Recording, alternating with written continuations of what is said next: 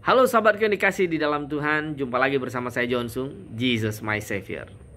Sahabatku yang dikasih di dalam Tuhan, dalam hidup ini kadangkala kita bertanya-tanya, mengapa yang kita inginkan tidak terjadi, mengapa yang kita harapkan tidak terjadi, padahal yang kita inginkan, yang kita harapkan itu adalah hal yang baik. Padahal apa yang kita lakukan itu kita berpikir sudah sangat berkenan kepada Tuhan. Kita sudah hidup benar, seolah-olah kita sudah melakukan semua perintahnya. Dan kita bandingkan dengan teman-teman kita yang lain, keluarga kita yang lain, saudara yang lain yang tidak mengenal Tuhan, yang fasik hidupnya, yang otaknya, pikirannya hanya berpikir mengenai tentang materi, jasmani, dan duniawi. Tetapi ketika saya yang sudah hidup berusaha beribadah dengan benar kepada Tuhan, kenapa hidup saya ini penuh dengan kesakitan, penuh dengan kesusahan, dan mengalami banyak kegagalan? Mungkin Anda sampai bisa komplain sama Tuhan akan hal itu. Tetapi sesungguhnya saudara yang kasih di dalam Tuhan, di dalam Mazmur pasal 73, Asaf sendiri pun pernah mengatakan demikian. Dia mencoba untuk melihat itu, dia mencoba untuk memahami itu. Dia berkata apa? Katanya, sebab aku cemburu kepada pembual-pembual kalau aku melihat kemujuran orang-orang fasik. Jadi orang fasik ateis yang tidak mengenal Tuhan, seolah-olah hidup mereka mujur, usaha mereka baik-baik saja. Sebab kesakitan tidak ada pada mereka, sehat dan gemuk tubuh mereka. Tidak ada kena tulah, sehingga mereka sombong, berkalungkan kecongkakan, lalu mengatakan, kalian anak-anak Tuhan, katanya Tuhanmu Maha Kuasa, kenapa hidupmu susah, menderita, banyak kegagalan, ini itu. Lalu Anda down, lalu Anda merasa lemah. Sahabat yang dikasih dalam Tuhan, hal itu pernah terjadi pada Ayub, di mana Tuhan izinkan iblis mencobainya untuk memfilter, untuk menyaring, memurnikan imannya.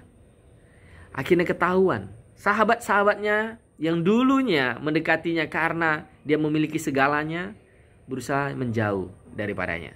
Bahkan istrinya yang mendampinginya berusaha mencela dia.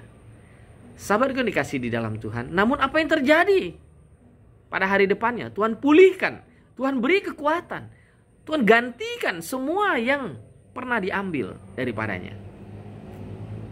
Cerita Yusuf juga demikian. Saudara-saudaranya membencinya, memasukkannya di dalam sumur, menjualnya ke Potifar, masuk dalam penjara di istana. Banyak hal yang terjadi dalam hidup. Padahal dia orang baik. Dia sudah berkenan kepada Tuhan. Tapi Tuhan izinkan itu terjadi untuk membentuknya. Untuk memurnikan imannya. Sehingga dia menjadi pribadi yang kuat dan dewasa di dalam iman. Sahabatku yang kasih di dalam Tuhan. Kemudian ketika Asaf berkata, dia apa? Sesungguhnya Allah itu baik bagi orang yang tulus hatinya, bagi mereka yang bersih hatinya. Tetapi aku sedikit lagi maka kakiku terpeleset, nyaris aku tergelincir sebab aku cemburu kepada pembual. Jadi, sahabatku yang dikasih di dalam Tuhan, hati-hati. Jangan sampai kaki kita terpeleset, jangan sampai iman kita yang terpeleset lalu kita cemburu kepada pembual-pembual itu, sehingga iman kita menjadi mundur dan kita lari dari Tuhan.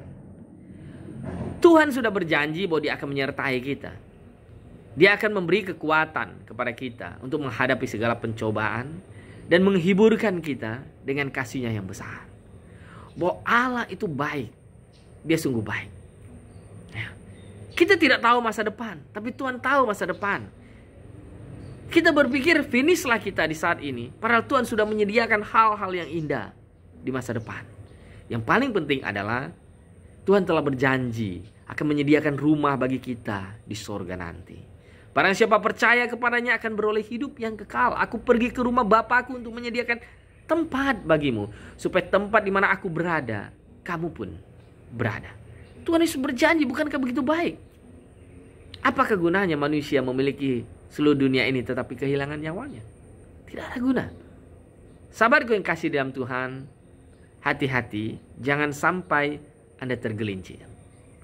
Tetap setia kepada Tuhan. Dan Wahyu pasal 2 ayat 10 berkata, hendaklah engkau setia, maka akan dikaruniakan kepadamu mahkota kehidupan. Setia sampai mati. Jangan sampai setengah-setengah. Bersama saya John Sung. Saat ini di Bali. Jesus, my Savior.